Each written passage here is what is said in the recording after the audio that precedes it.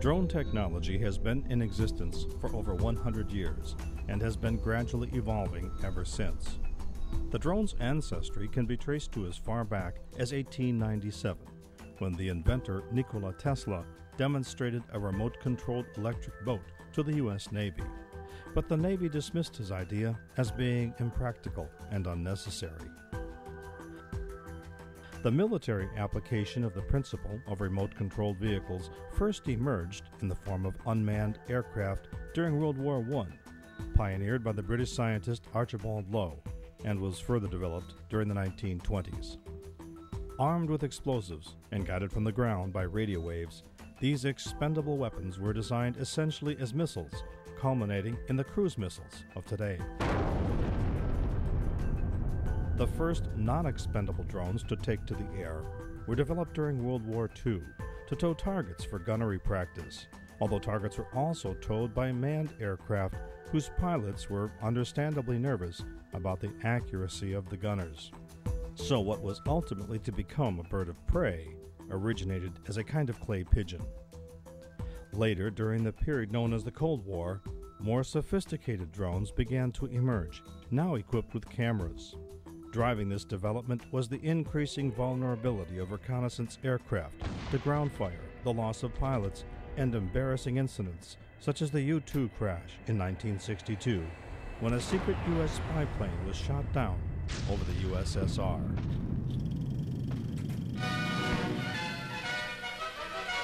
As the summit conference draws near, the Supreme Soviet in Moscow hears Premier Khrushchev announce that an American plane was shot down over Soviet territory.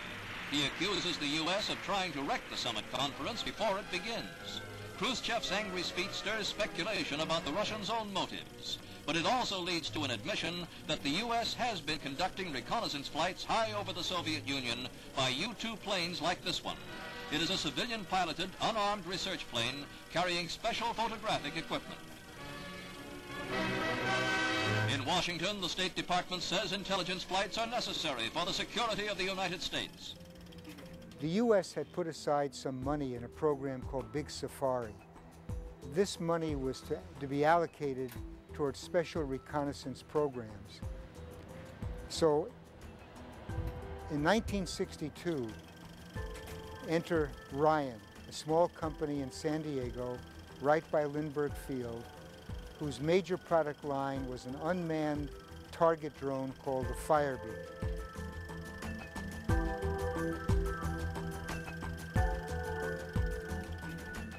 In 1965, we were worried about what was happening in China. And this is what eventually brought me to work in San Diego. The U.S. wanted to overfly Red China at very high altitudes, altitudes of 70,000 feet or above. They needed a new aircraft, one that was stealth, one that had radar-absorbing material, one that had an engine capable of flying at subsonic speeds at very high altitudes. Although these reconnaissance drones were successful, they were quite expensive to operate because they required other aircraft, flight crews, and complex recovery operations, and the Air Force began to consider other options for the mission. So Ryan was given a contract to build an airplane called Compass Arrow. 28 of these airplanes were built, none went into service. My belief is that the SR-71 was also coming into operational status, and the Air Force was given a choice. Do you want to have an unmanned aircraft or a manned aircraft to do these missions? The Air Force elected to go with the SR-71. That's kind of speculation on my part, but I think the timing is about right. John, we're stabilizing Mach 3, showing 81,400 altitude.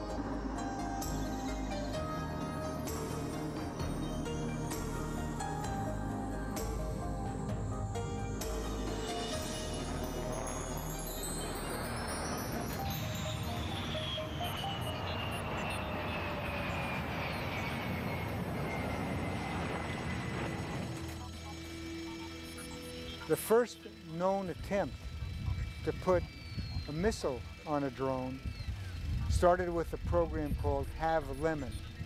Began in 1971. A number of Firebees were equipped with pylons and a forward-looking TV camera in the nose. The UAV stands for Unmanned Aerial Vehicle. RPV is another acronym, Remotely Piloted Vehicle. Drones are what they're called today. These drones were called BQM-34As, and starting in late 1971, they performed remote-controlled strikes on simulated air defense sites. They used Maverick TV-guided missiles and the Hobo, which was called the GBU-15. It was a smart bomb with controllable fins that went after the targets. The very first launch of a missile on a drone was on 14 of December 1971, and that was a Maverick missile. And the way that worked, just to go into it for a second, was the drone had a TV camera in the nose. A pilot flying in a C-130 would look at what the drone was looking at. And let's say he saw a cloud of dust coming up from a roadway. He would steer the drone to get closer to the cloud of dust. Let's say the drone identified the cloud as coming from a tank. Bad guys were in the tank, or a Jeep, or some other vehicle. He would then switch the TV over to the Maverick missile. The Maverick also had a TV seeker. And now you're looking, the pilot was looking at what the Maverick missile was looking at.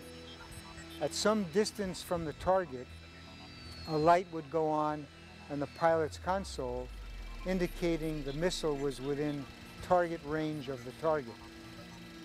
He would then launch the missile, which would then steer towards the target, destroying it. The results were acceptable, but politically, the culture in the Air Force didn't want to accept the use of an unmanned aircraft to wipe out a target, and so monies were withheld and the program was terminated. Nevertheless, funding for drone development continued during the 1970s. Ryan continued the flight test program, demonstrated the feasibility of 24 hours above 55,000 feet. We also put a payload in the nose. It was a U-2 payload. We flew that off Cape Canaveral, Florida, gathering information, proving the airplane could get out of the way of manned aircraft on the corridor from New York to Miami. We were controlled by FAA out of Atlanta, and the tests were successful. Unfortunately, the production contract was awarded to Boeing, unfortunately for Ryan, and unfortunately for me, since I worked at Ryan. We then protested the award. The Air Force decided in Boeing's favor. However, the program was canceled, and the Air Force drone program office at Wright Field was suspended. So that left a gap from 1975 until a few years ago when drones were rediscovered. Of all people, General Atomics in San Diego. In 1986, General Atomics was acquired by Neil and Lyndon Blue, who took the company private. While they were in college, Neil and Lyndon Blue actually flew a small aircraft over the Andes into Central and South America, and that expedition was early, ahead of its time, and it was written up in Life magazine. In fact, they were on the cover of Life, and they subsequently developed several businesses, including plantations in South America, but much more recently, they've been involved in natural gas distribution utilities and other areas of energy when they had an opportunity to acquire General Atomics. And at that very same time, General Atomics' new defense division began a project to develop an unmanned aircraft system. Our position in this new field took a real big step forward in 1991 when the company acquired the assets of another firm called Leading Systems Incorporated of Irvine, California. They had developed the NAT 750, that's gnat like in the little insect. That was a small unmanned aircraft under a government program. Then in 1994, the Naval Air Systems Command, that's the Naval Air Systems Command, awarded General Atomics a contract for 10 tactical endurance unmanned aircraft that would meet the Navy's need for a system that could carry 45 pounds of payload to an altitude of 25,000 feet. General Atomics was tasked to deliver a scaled-up version of the earlier Nat 750 that would be ready to deploy within 12 months. And that plane was the Predator.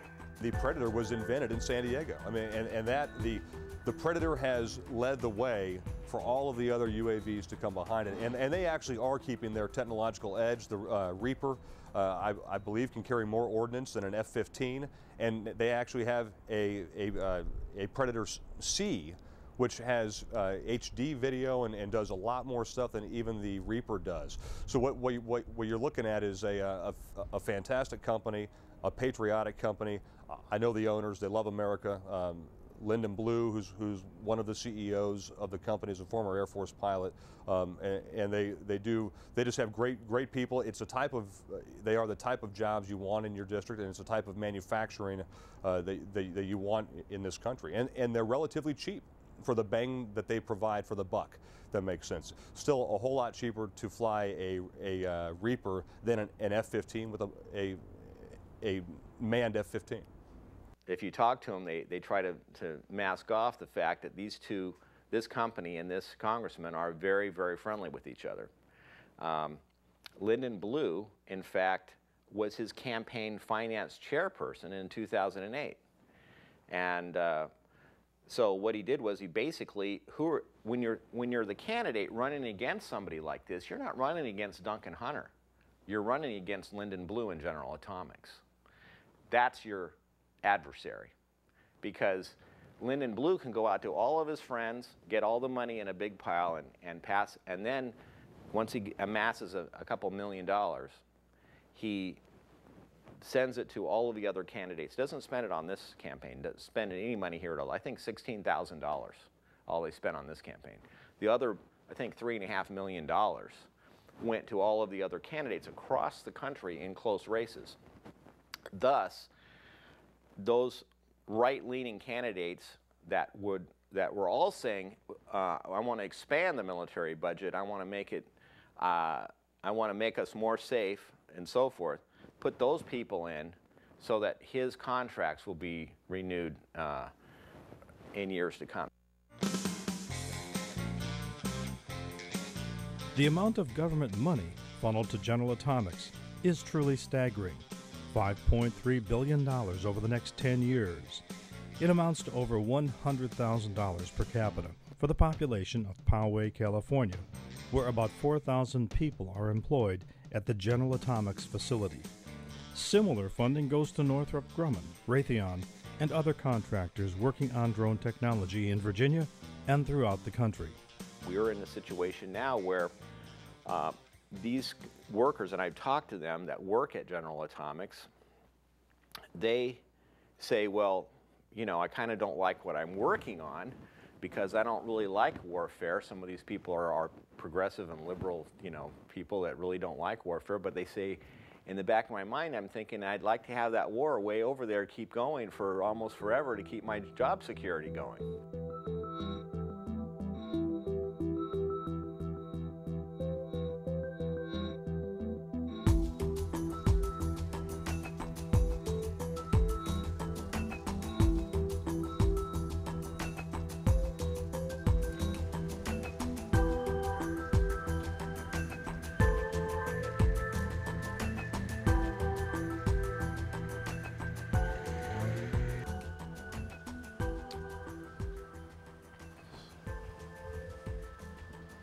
So setting up Sentinel Peace here for exhibition, we were able to find a Predator drone coffin, unmanned aerial vehicle container that shipped for $17,647 by way of the U.S. taxpayer. We were able to acquire it on Craigslist for $300. And there's a surplus bulk. I think there were 9 of them originally in the area, and a gentleman we found, Dave and Beak, him and his dog out in Ramona, happened to have 2 of them, and just were trying to get rid of them. So we figured we needed to find a way to take it as a ready-made object and insert it back into the landscape, or to figure out a way to have some dialogue about accountability for the industries that we produce here locally, or the ones that we're a part of. Having acquired this on Craigslist, we were kind of struck by everything that's implied within it in terms of it being sort of linked to this region specifically. And we were trying to think of some way to amplify that. And I think by batting around ideas, we eventually arrived at sort of one, modifying it as a kind of quasi-livable unit. And then secondly, to sort of take it out as a sort of sentinel with which to visualize the military-industrial complex landscape in San Diego. Something that is otherwise doesn't call a lot of spectacular attention to itself, even though it's even though it's such a significant economic driver in the region.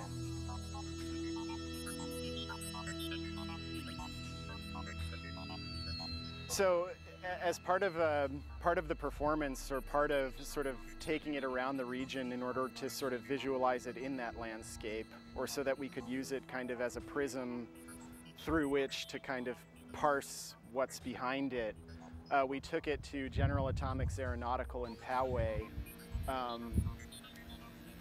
where the Predator drones are developed and manufactured, and kind of set up outside of there, similar to the setup that you see here, and just sort of hung out for 45 minutes to an hour or so.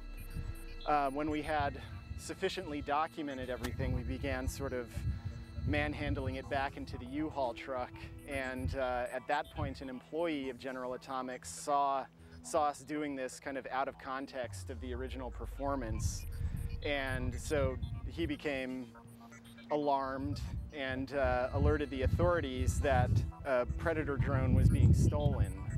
What we did was we did some modest modifications to the project to convert it into a 2-bedroom camper that can be pushed around the town. But we used it as a tour of photo pilgrimage that happened through the last 2 weeks, running about in various military industrial complex sites, NASCO shipyard, SAIC, General Atomics, and Poway Aerospace Division. Art's better at evoking than educating, and I think the artist should make people see things in a different way. They don't need to sort of explain everything to people, but evocation rather than education is art's purpose, and it's the beginning of understanding. It's not the end of it. Several miles down the road, we got swarmed by police cruisers, and at that point I had sort of thought, oh, this is where we learned that it's illegal for this thing to be hanging 7 feet out the back of a U-Haul trailer. But then when I saw the cop get out with a shotgun in my rearview mirror, I was thinking that things were a little bit more serious. So myself and the passenger, Keith Muller, were apprehended. We were, face down on the asphalt in traffic with shotguns pointed at us. And we were sequestered in separate police cruisers while the sheriffs went around and assessed the situation. And after about 45 minutes of corroborating stories, they were able to sort of conclude that we were within our legal rights to own this thing, and that it was really nothing more than a glorified ammo case. So they let us go right there. So, I think the project for everybody is trying to be a greater performance and then see how we can convert it into design studio pedagogy, where we can begin to talk about industry ethics locally, or we can start raising some of these questions as to how does the industry butter its bread, what are the strong ties to the history of the suburbanization of warfare as has inherently occurred in Southern California, most notably San Diego, with the second largest naval installation, and I believe $250 billion annually consumed by the top 9 private defense contractors in the region.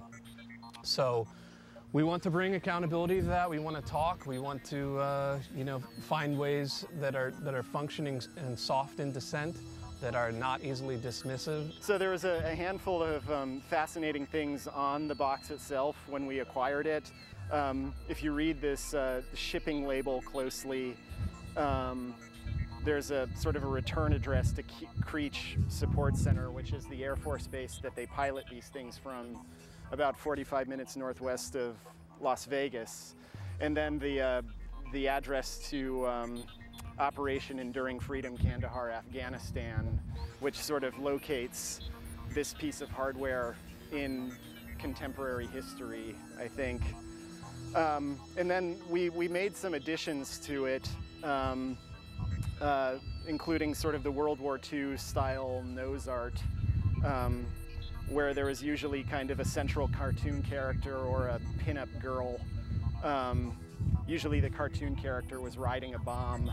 And then usually on the World War II bombers, they'd have swastikas or something to designate the amount of Nazi targets hit or something like that. So in keeping with the with tourism in the military in San Diego, our mascot is Shamu, who's sort of piloting a drone remotely.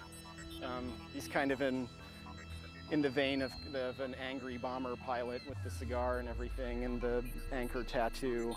And I guess the slogan comes from a postcard I have on my refrigerator of Shamu, and it says "San Diego is killer." So yeah, and then the little Shamus as sort of the hit markers. But then we also have the kind of NASCAR defense contractor logos. So even though this box is specifically for a General Atomics developed thing, we've got SPA-WAR and Boeing and Northrop Grumman, General Dynamics, SAIC, General Atomics, and all of those came from a list of the top 10 largest military contracts with the Department of Defense, and I think 8 of which have significant presence in San Diego. So what we have then are these operations going on that persist because these companies want to continue making money from the government. General Atomics is not a free market company. It is not a capitalistic company. It is completely a creature of the taxpayer, gets all of its money from the government. It is essentially an expansion of the government into this sort of private enterprise, allowing these people to become multi-billionaires by sucking money from the taxpayer and putting it into this big pile over here. And what are they doing? They're making all kinds of, sometimes going on forever. In fact, I talked to somebody who used to work at General Atomics before it was bought by, I believe it was before it was bought by the Blue Brothers. And here was a guy working on a fusion reactor. They were trying, it was this gigantic reactor that they have up there near La Jolla. And he said, you know, they just kind of want to keep trying things and keep their jobs and keep this thing going. You know, they never really want to try anything in this big reactor because it just takes so much money to get it started. But, you know, the people there, I'll be working on this for the rest of my life, you know, such a big problem. So there's also there's a danger lurking in there, which is actually oddly attractive.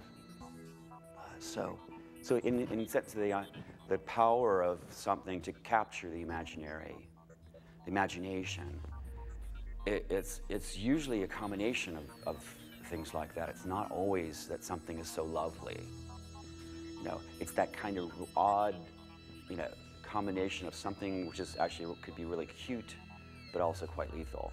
Something which is quite extraordinary and captivating, but also really disturbing. So I think the drones do that, and so that kind of they set into place this really that's they become this kind of odd, unsettling object of fascination. A lot of people think it's the ultimate in a weapon that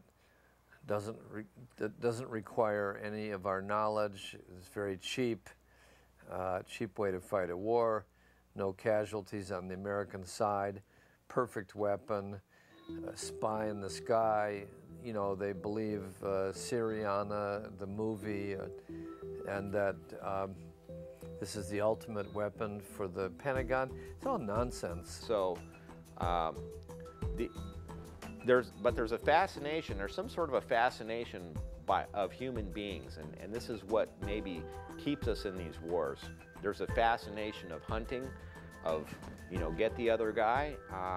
That is maybe something inherent in the human construct. I don't know what's behind that or why we have to have these wars, but it'd be great if we could move away from war and move on to the things we need to solve. Hey, get out of here. That's the most persistent fly I've ever seen. Nice. Now, where were we? That was pretty impressive, wasn't it? I got the second. What do you think, Gibbs? That is very good. It's right there. It's right there. You want to film that? There it is.